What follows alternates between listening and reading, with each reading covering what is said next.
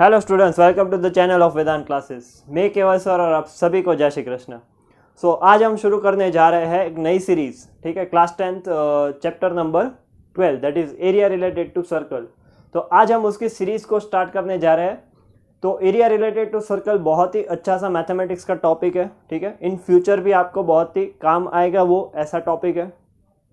तो इसमें क्या करना है कि इसमें सर्कल से रिलेटेड जो भी पार्ट्स बनते हैं, ठीक है, सेक्टर है, सेगमेंट है, उनकी आर्क लेंथ है, तो उन सब चीज़ों को हमें इस चैप्टर में पढ़ना है, ठीक है।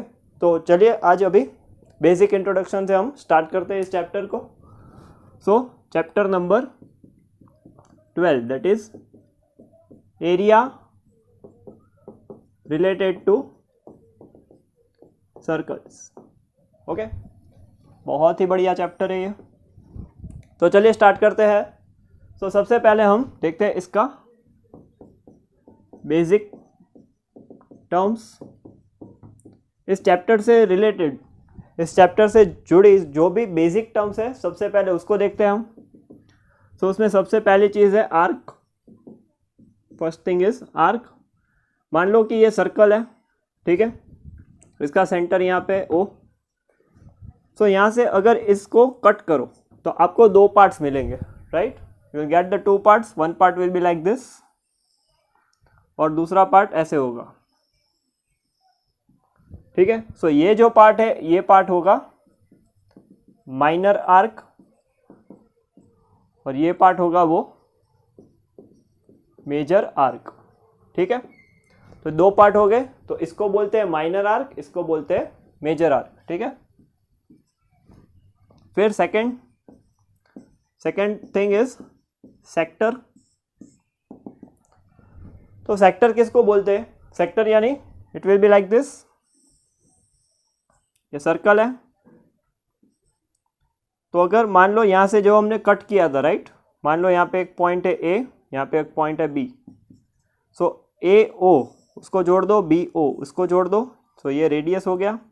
तो यहाँ से अगर यहाँ से कट करो इसको, it will be like a shape of pizza, ठीक है, पिज़्ज़ा के जैसा शेप होता है उसका। तो ये जो पार्ट होगा, ये part, this part will be like this and this part will be like this, ठीक है। दो ऐसे पार्ट्स होंगे।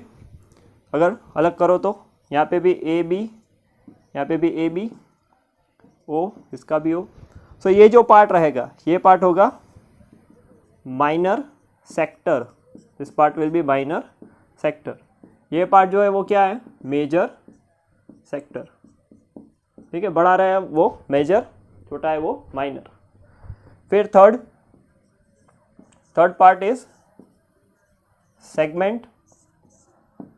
Third is segment. तो सेगमेंट कैसे बनेगा? देखो, मान लो कि ये सर्कल है, राइट, यहाँ पे सेंटर है। अगर कोड से ए बी एक कोड है, ठीक है, ए बी एक कोड है। कोड से अगर इसको कट करो आप, ठीक है, तो दो पार्ट बनेंगे यहाँ पे।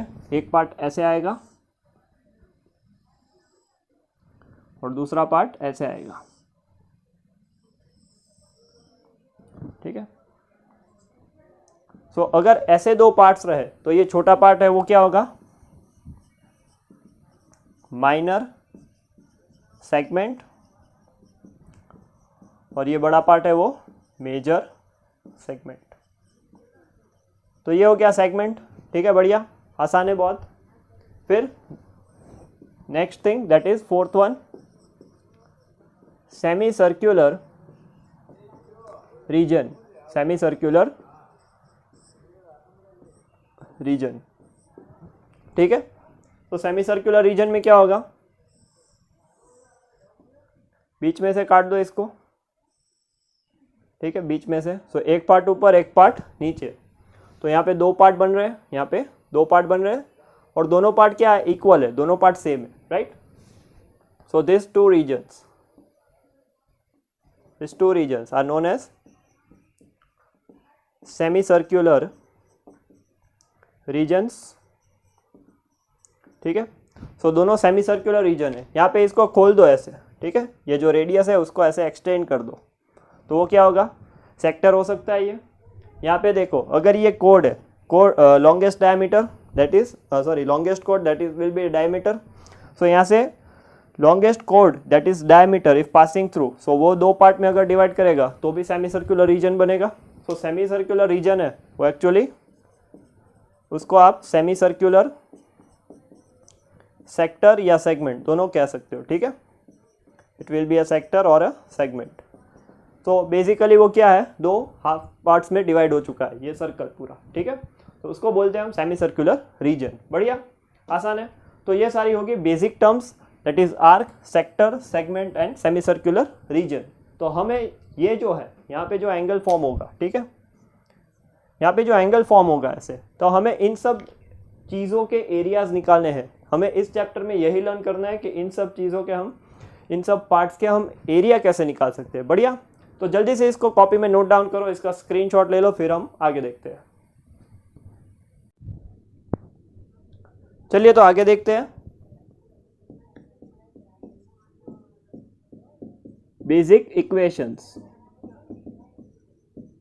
तो जो भी सारे इक्वेशंस हम प्रीवियस क्लास में पढ़ चुके हैं या तो फिर इस चैप्टर में यूजफुल होने वाले हैं, उन सब बेसिक इक्वेशंस को नोट करते हैं. तो सबसे पहला, सबसे बेसिक इक्वेशन, सर्कमफेरेंस या फिर बोलो पेरीमीटर ऑफ सर्कल.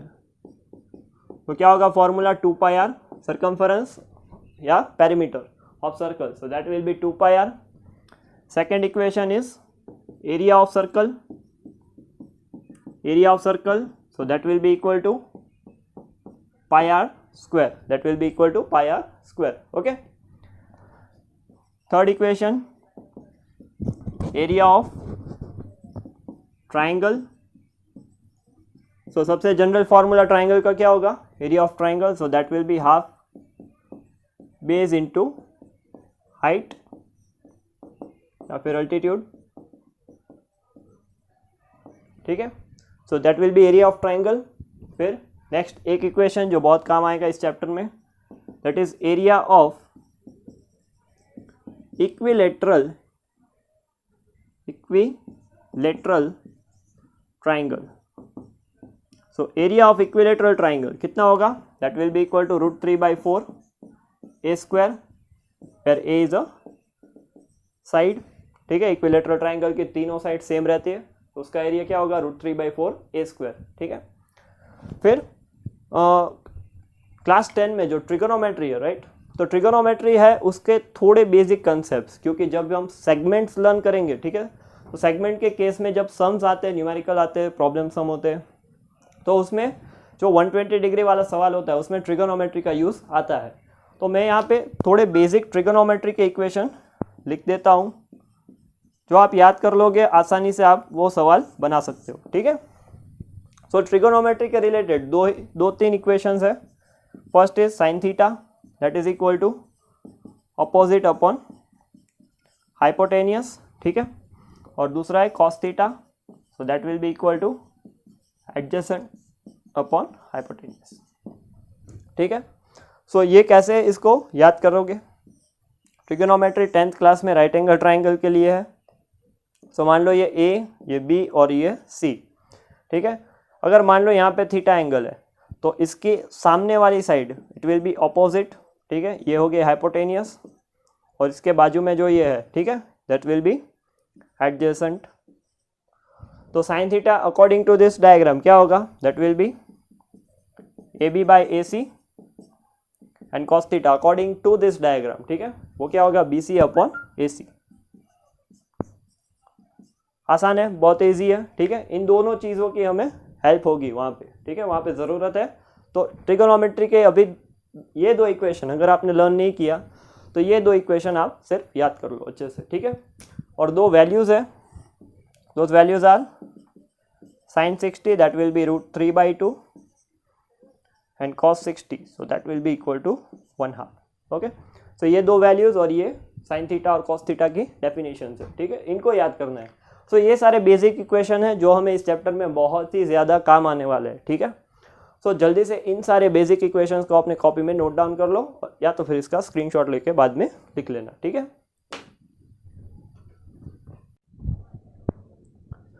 चलिए तो अभी टॉपिक देखते हैं नेक्स्ट जो इस चैप्टर से एक्सरसाइज से जुड़ा हुआ है, ठीक है। तो पहला टॉपिक इस चैप्टर का, उसका टाइटल है distance and speed. Distance and speed, ठीक है, डिस्टेंस एंड स्पीड। तो डिस्टेंस एंड स्पीड में होता क्या है कि मान लो कि ये एक सर्कल है, ठीक है, यहाँ पे सेंटर है इसका, यहाँ पे मान लो कोई एक पॉइंट P है आपके पास, ओके। अभी क्या करना है कि इस सर्कल को, ठीक है, इस सर्कल को घुमाओ, इसको रिवॉल्व करो। तो यहाँ पे ये कुछ डिस्टेंस ट्रैवल करेगा, ठीक है। अगर इसको यहाँ पे घुमाओ ऐसे गोल, ठीक है, अगर देखो इसको घुमाओगे तो ये P पॉइंट है वो ट्रैवल करेगा, ठीक है। एक पॉइंट यहाँ पे बीच में ऐसा भी आएगा कि जब ये घूमेगा तो ये P पॉइंट यहाँ पे आएगा, ठीक है, ऐसे घूमते हुए। फिर वो ट्रैवल करके P पॉइंट वापस ऐसे नीचे आएगा, ठीक है। सो यहाँ पे एक पॉइंट ऐसा आएगा कि P point will again come in contact with the ground, right. तो ऐसा भी होगा, इसको ऐसे घुमाओ, ठीक है, ऐसे दिखते, इसको यहाँ पे देखो ऐसे P पॉइंट है, you can see that P point, right, okay. So ये P पॉइंट है, यहाँ पे ऐसे रखो P पॉइंट। अभी इसको ऐसे घुमाओ यहाँ पे, तो अगर ये घूमेगा तो P पॉइंट भी ट्रैवल करेगा। सो एक पॉइंट ऐसा आएगा कि ये P पॉइंट यहाँ पे कोइंसाइड होगा, ठीक है, अपर पार्ट में। और आगे घुमाओ, अभी देखो इसने हाफ रिवॉल्व किया है, हाफ रोटेट हुआ है, ठीक है। पूरा रोटेट करो इसको ऐसे, तो पूरा रोटेट करेगा तो ये जो डिस्टेंस है वो डिस्टेंस किसके बराबर आएगा, सोचो। वो जो डिस्टेंस है वो किसके बराबर आएगा, तो ये जो डिस्टेंस रहेगा वो ये पार्ट, ठीक है, ये पूरा पार्ट यहाँ पे ट्रेस हो रहा है, this entire part is tracing along the surface. तो ये पूरा पार्ट क्या है, उसको हम क्या बोलते हैं, सर्कमफरेंस, ठीक है। तो ये जो है वो सर्कमफेरेंस के बराबर आएगा अगर ये एक पूरा राउंड घूमेगा तब, ठीक है। सो कैन यू से distance travelled in one revolution, so that will be equal to distance travel in one revolution, so that will be equal to 2 pi r, right, that will be equal to 2 pi r, ठीक है। सो मान लो ऐसे n बार वो घूमे, ठीक है, एक बार घूमा, दूसरी बार घूमा, लाइक दिस, ये एक बार हो गया पूरा, यहाँ पे एक बार, सो ये 2 pi r, वापस एक घुमाओ, ठीक है, again, so again 2 pi r। सो वो क्या होगा, डबल होता जाएगा, जितनी बार घूमेगा उतनी टाइम वो डबल होता जाएगा, ठीक है। सो अगर एक बार घुमा 2 pi r, 5 बार घुमाओ, सो 5 × 2 pi r, ठीक है, सिंपल लॉजिक है बहुत। सो यहाँ पे हमें एक रिलेशन मिलेगा, ठीक है, रिवॉल्यूशन और डिस्टेंस के बीच में, रिवॉल्यूशन और डिस्टेंस के बीच में हमें एक रिलेशन मिलेगा। वो रिलेशन क्या है कि एक रिवॉल्यूशन में डिस्टेंस हो रहा है 2 pi r, सो ऐसे n रिवॉल्यूशन में कितना डिस्टेंस आएगा, ठीक है। So total distance in n revolution, so that will be equal to 2 pi r n। तो ये हो गए हमारे लिए इक्वेशन 2 pi r n, ठीक है, ये हो गया हमारा फॉर्मूला। मान लो अगर time is given, if time is given, अगर मान लो कि ये जो घूम रहा है, रिवॉल्व हो रहा है, ठीक है, ये आपको एग्जाम में व्हील के फॉर्मेट में देगा कि चक्का है, व्हील है, ठीक है। तो अगर टाइम दिया होगा, ठीक है, तो speed is equal to what, speed is equal to, we know that distance by time, ठीक है। तो speed that is S, distance कितना है 2 pi r n, सो यहाँ पे लिख दो 2 pi r n, और time, okay, time t is given, right, तो दिस विल बी t। तो ये एक फॉर्मूला हो गया, ठीक है। अगर आपको स्पीड दिया हो तो स्पीड पूछा है, स्पीड फाइंड कर लो, नंबर ऑफ रिवॉल्यूशन पूछा है वो फाइंड कर लो, रेडियस पूछा है व्हील का, ठीक है, वो फाइंड कर लो, टाइम पूछा है कितने टाइम में वो घूम रहा है, इतना डिस्टेंस कवर किया, ठीक है, तो वो टाइम फाइंड कर सकते हो।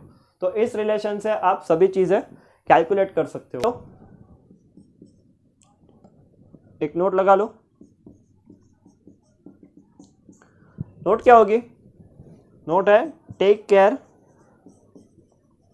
ऑफ यूनिट्स, ठीक है। जब भी आप ये फॉर्मूला यूज कर रहे हो तब यूनिट्स का ध्यान रखना है आपको, ठीक है। मान लो ये स्पीड है किलोमीटर पर आवर में, ये रेडियस है सेंटीमीटर में, तो आपको यहाँ पे किलोमीटर पर आवर को मीटर पर सेकंड में कन्वर्ट करना है। फिर ये रेडियस है जो उसको मीटर में लेके आओ सेंटीमीटर से। मान लो ये किलोमीटर पर आवर में है, ये मिनट में है। अगर आप इसको मीटर पर सेकंड में कन्वर्ट कर रहे हो, ठीक है, तो टाइम को सेकंड में कन्वर्ट कर दो मिनट से। सो वो सारे जो कन्वर्जन्स है, ठीक है, वो आपको अप्लाई करने हैं। किलोमीटर पर आवर और मीटर पर सेकंड, अगर यहाँ से आप किलोमीटर पर आवर को मीटर पर सेकंड में, देन 5/18 से मल्टीप्लाई कर दो। मीटर पर सेकंड देन 18/5 से मल्टीप्लाई कर दो, ठीक है।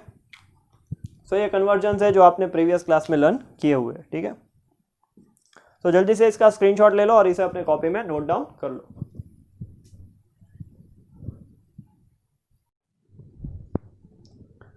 चलिए तो अब स्टार्ट करते हैं एक्सरसाइज 12.1 क्वेश्चन नंबर 1, ठीक है। पहला क्वेश्चन स्क्रीन के ऊपर देख सकते हो। So the radii of 2 circles are 19 centimetre and 9 centimetre respectively. So R1 बोला है 19 सेंटीमीटर, R2 बोला है 9 centimetre. Find the radius of circle which has circumference equal to the sum of circumference of the 2 circles. तो C1 इसका circumference क्या होगा 2 pi R1, so 2 into pi into 19, so this will be 38 pi. So C1 का value क्या है 38 pi. C2 का find कर लो, C2 is equal to 2 pi R2, so 2 pi into 9, so ये होगा 18 pi. तो एक ऐसा सर्कल है जिसका सरकमफेरेंस, ठीक है, जिसका circumference C is equal to C1 plus C2 के बराबर है, ठीक है। तो इसकी रेडियस क्या होगी, तो यहाँ पे लिख लो 2 pi R is equal to C1 कितना है 38 pi plus 18 pi, so 2 pi into R, so 38 plus 18, so that will be 56 pi. So R is equal to 56 pi by 2 pi. तो यहाँ पे pi कैंसिल हो गया, so R will be equal to 28 centimetre. यहाँ पे जो unit है वही यूनिट यहाँ पे आएगा। बढ़िया, आसान था पहला सवाल। so R is equal to 28 centimetre. दूसरा सवाल देखते हैं। The radii of 2 circles are 8 centimetre and 6 centimetre respectively. so R1 दिया है 8 सेंटीमीटर, R2 दिया है यहाँ पे 6 centimetre, okay. So find the radius of circle having area equal to the sum of areas of 2 circle. So यहाँ पे circumference था, वैसे यहाँ पे एरिया दिया है, ठीक है। So first of all let's find the area for this one. So A1 that is equal to pi R1 square, so pi into 8 square, so this will be 64 pi. तो A1 कितना होगा 64 पाई। A2 will be equal to pi R2 square, so pi into 6 square, so A2 will be equal to 36 pi, okay. so यहाँ पे है area, ऐसा circle का area जो इसके दोनों के एडिशन के बराबर है A1 प्लस A2, ओके। तो इसकी रेडियस हमें फाइंड करनी है, so यहाँ पे लिख लो pi R square that is equal to 64 pi plus 36 pi. So therefore pi R square that is equal to 100 pi. So R square is equal to 100 pi upon pi. So pi will get cancel out. So R क्या होगा that will be equal to root 100. So that will be equal to plus or minus 10, ठीक है। So R is equal to minus 10, not possible. Radius negative नहीं हो सकता, okay. Radius cannot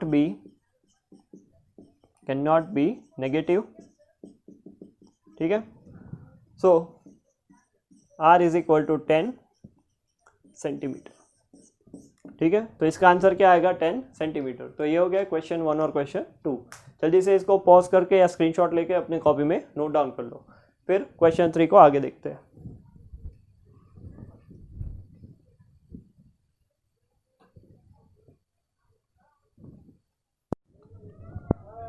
चलिए तो अगला सवाल देखते हैं. So given figure depicts an archery target marked with the 5 scoring areas from the center outwards as gold, red, blue, black and white. So यहाँ पे एक आर्चरी का टारगेट बोर्ड दिया है. The diameter of the region representing the gold score is 21 centimetre. So ये जो है gold का, इसका ये डायमीटर 21 है. So रेडियस क्या होगी 10.5 centimetre. So it's radius of the gold circle. यहाँ पे जो गोल्ड का सर्कल है वो उसका रेडियस क्या होगा 10.5 centimetre, right. And each of the other band is 10.5 centimetre wide. So यहाँ पे जो रेस्ट ऑफ द बैंड है उसके डिस्टेंस है वो 10.5 है विथ. ठीक है. सो यहाँ पे मान लो R1 radius of gold circle. So that will be R1 is equal to you can say 21/2. So वो होगा 10.5 सेंटीमीटर. बढ़िया. फिर आगे ऐसे ये हो गया R2. तो R2 कितना होगा रेडियस R2. तो वो कितना होगा 10.5 और इसका with that is 10.5. So 10.5 plus 10.5 सो ये होगा 21. सो बेसिकली देखो R2 is equal to that is 21. 21 क्या है इसका double. So it will be twice of R1. So R2 कितना हो गया ट्वाइस ऑफ R1. फिर तीसरा है रेडियस R3 तीसरे ब्लू के लिए. सो वो होगा 21 plus 10.5. 21 plus 10.5 so that will B 31.5. सो देखो R3 का वैल्यू क्या आया. It will B 3 times the 10.5. सो ये हो गया 3R1 3 टाइम्स द R1 तीसरा रेडियस है वो. फिर radius of R4 so that will B 31.5 plus 10.5 so that will B 42 centimetre. Okay. So actually R4 क्या हो रहा है 4 times the R1 and radius R5. So that will be equal to 42 plus 10.5 that will be equal to 52.5 centimetre. तो ये हो रहा है R5. So that is equal to 5 times you can say 5 times R1.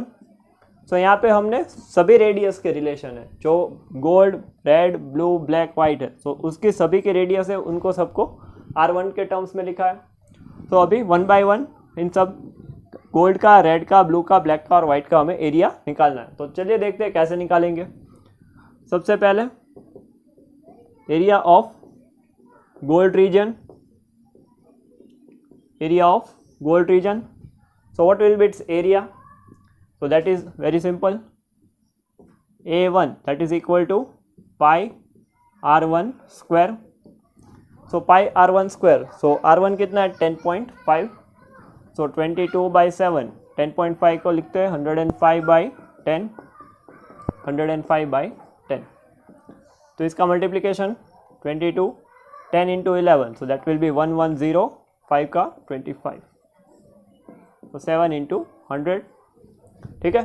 तो अभी इसको multiply करना है 11025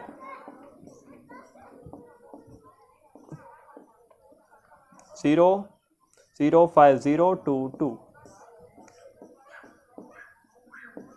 तो इसका मल्टीप्लिकेशन हो रहा है 242550 डिवाइड बाई 7/100. तो 0 0 कैंसिल कर दो. अभी डिवाइजन करो इसका 24255 डिवाइड बाई 7. तो 3 ज़ा 21 4 ज़ा 28 6 ज़ा 42. तो 5 ज़ा 35 और ये हो गया 0. So it will be 3465/10. So area कितना हो रहा है A1 that is equal to 346.5 centimetre square. ठीक है. सो ये हो गया गोल्ड का area. So area of gold that is equal to A1 that is equal to 346.5 centimetre square. बढ़िया. तो ये हो गया गोल्ड का एरिया. तो पहला जो सर्कल है A1 that is equal to pi R1 square, इसको यहाँ पे नोट करते हैं। उसका एरिया है 346.5 सेंटीमीटर स्क्वायर। ठीक है, तो ये पहला सर्कल है जो अंदर का, उसका एरिया हमें मिल गया। तो जल्दी से इसे कॉपी कर लो अपने बुक में, मिटा दे, फिर मिटा दे। ओके,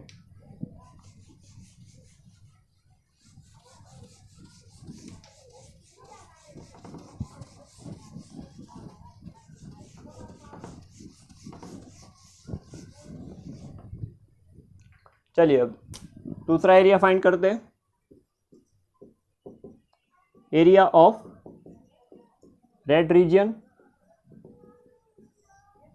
तो अभी देखो रेड का एरिया अगर चाहिए तो रेड तो यहाँ पे इतना ही है, ये गोल्ड है और उसके बाहर ऐसे रेड है, सो हमें तो एरिया इतना ही चाहिए। ठीक है, रेड के लिए तो हमें क्या करना पड़ेगा, it is a area of ring. Ring का एरिया बड़े सर्कल में से छोटा सर्कल है उसका एरिया सब्ट्रैक्ट करना है। ठीक है, so area of red that will be equal to A2 minus A1। ठीक है, इसका एरिया ले लो A2, ये छोटा सर्कल है उसका area A1, so A2 minus A1 will give you the area of this path that is red. Okay, आसान है। So A2 that is equal to pi R2 square minus pi R1 square. तो देखो हमने यहाँ पे R2 को 2R1 लिखा है। ठीक है, R2 है वो R1 के टर्म्स में हमें यहाँ पे मिला था। So pi into 2R1 square minus pi R1 square. So 2 का स्क्वायर क्या होगा, 4 pi R1 square minus pi R1 square. So this will be equal to 3 pi R1 square. ठीक है, ये कितना है, 3 पाई R1 स्क्वायर। सो देखो पाई R1 square क्या है, 346.5। So area of red that will be equal to 3 into 346.5। ठीक है, तो 346.5 into 3,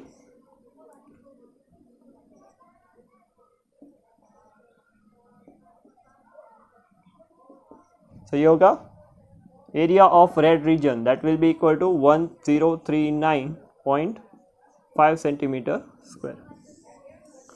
आसान है। ठीक है, कन्वर्ट कर दो उसको, तो ये हो गया 3 टाइम्स। ठीक है, तो इसको नोट डाउन कर लेना। चलिए नेक्स्ट देखते हैं, third one that is area of red के बाद क्या है, ब्लू। तो area of blue region, area of blue region. तो ब्लू रीजन का कैसे मिलेगा। ठीक है, देखो ब्लू रीजन का चाहिए तो ब्लू का जो सर्कल है A3 उसमें से रेड वाला सब्ट्रैक्ट कर दो। ठीक है, so area of blue region, so that will be A3 minus A2। ठीक है, so pi R3 square minus pi R2 square. So देखो R3 और R2 दोनों को हमने R1 के टर्म्स में लिखा है यहाँ पे। सो ये क्या होगा, R3 that will B 3 times of R1, ये हो रहा है 2 times of R1। So this will be 9 pi R1 square, ये हो रहा है 4 pi R1 square. So this will B basically 5 pi R1 square. तो देखो पाई R1 स्क्वायर अगेन क्या है, 346.5। सो यहाँ को इससे 5 से मल्टीप्लाई कर दो। ठीक है, सो 346.5 इंटू 5,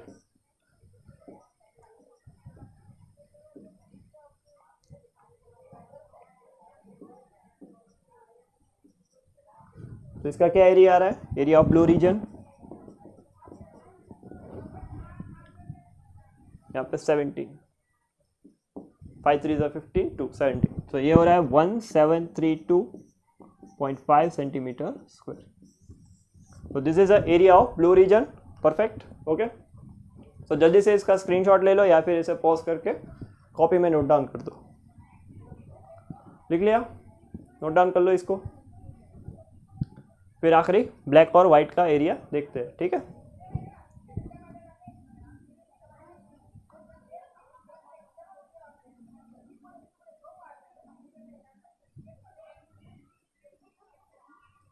ओके, मिटा दे।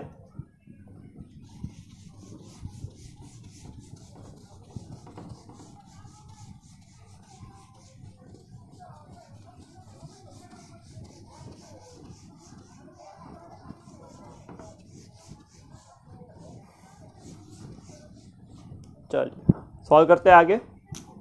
Fourth that is area of black region,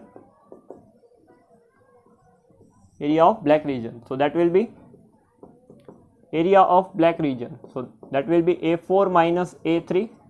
ठीक है, ब्लैक वाला सर्कल है फोर्थ वन, उसमें से ब्लू वाला सर्कल सब्ट्रैक्ट करना है आपको.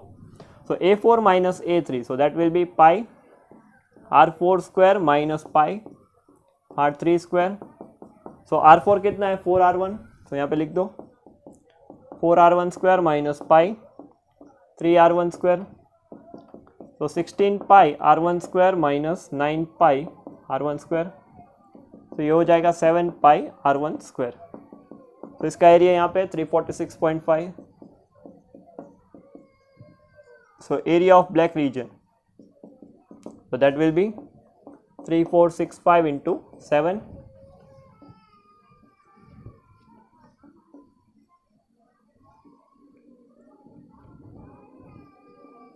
टू 2425.5. तो ये हो गया ब्लैक का एरिया. ठीक है, ये हो गया ब्लैक का एरिया. फिर last area of white region. So area of white region that will be equal to A5 minus A4. So pi R5 square minus pi R4 square. So phi कितना है, that is pi R1, pi R1 square minus pi, that is equal to 4R1 square. So ये हो गया 25 pi R1 square minus 16 pi R1 square. So this will be equal to 9 pi R1 square, right? So ये हो गया area of white. So this will be 9 into 346.5. So area of white region that will be equal to what, 3465 into 9, 45, 58.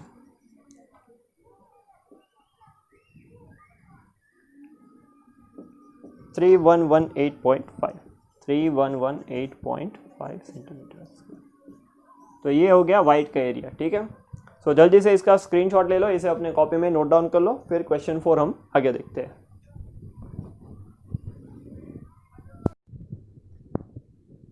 चलिए तो अगला सवाल करते हैं, question number 4. So the wheels of a car are of a diameter 80 centimetre each. तो यहाँ पे diameter दिया है 80 centimetre. So R is equal to D/2, radius equal to half of diameter. तो वो होगा 40 सेंटीमीटर. ठीक है, सो 0.4 मीटर, 40 सेंटीमीटर यानी 0.4 metre. How many complete revolution does each wheel make in 10 minutes. So हमें रिवॉल्यूशन दैट मीन्स n को calculate करना है. टाइम दिया है 10 मिनट्स. सो 10 into 60 सेकेंड्स. ठीक है, 1 मिनट इक्वल टू 60 सेकेंड्स. तो इसको लिख सकते हो 10 into 60 seconds. Travelling at a speed of 66 kilometre per hour. तो स्पीड दिया है यहाँ पे, speed that is S is equal to 66 kilometre per hour. यहाँ पे हमने यूनिट मीटर में सिलेक्ट किया है, तो यहाँ इसको मीटर पर सेकेंड में कन्वर्ट कर दो. सो 5/18 से मल्टीप्लाई कर दो. सो ये 6 11 जा, ये 6 3 जा, सो ये होगा 55/3 मीटर पर सेकेंड. सो यहाँ पे सबसे पहले क्या करना है, सब यूनिट चेक कर लो. ये मीटर है, यहाँ पे भी मीटर है, ये सेकंड है, यहाँ पे सेकंड है. So it is all fine. ठीक है, so distance that will be equal to 2 pi R into n. ठीक है, circumference into number of revolution. और स्पीड, तो स्पीड इज इक्वल टू क्या होगा फॉर्मूला, डिस्टेंस अपॉन टाइम. ठीक है, तो फॉर्मूला एक्चुअली क्या बनेगा, S is equal to 2 pi R n upon T. तो हमें n कैलकुलेट करना है, n को सब्जेक्ट बना दो. सो ST/2 pi R. तो सभी वैल्यूज़ हमारे पास अवेलेबल है, सबको पुट कर दो. 55/3, 55/3. ठीक है,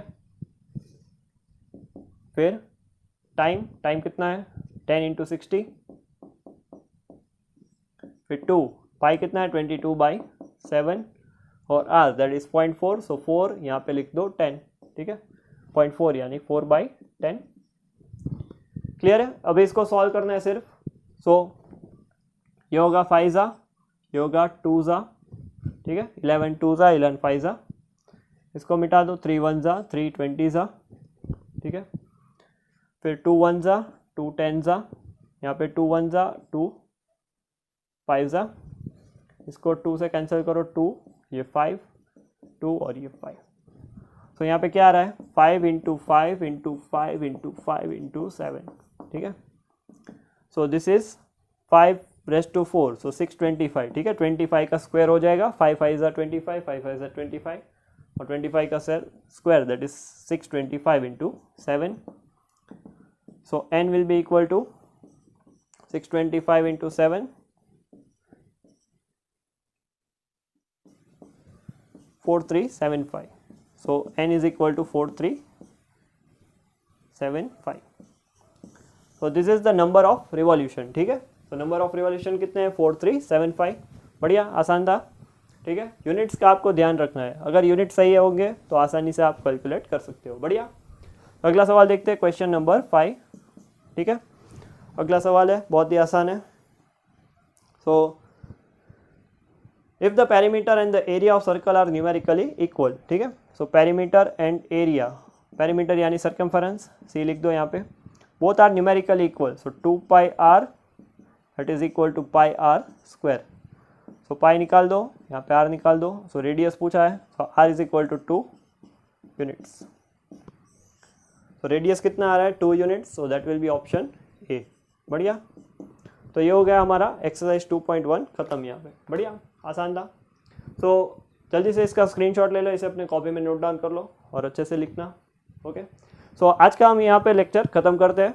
सो मिलते हैं अगले लेक्चर में। सो पढ़ाई करते रहो, आगे बढ़ते रहो, ऑल द बेस्ट।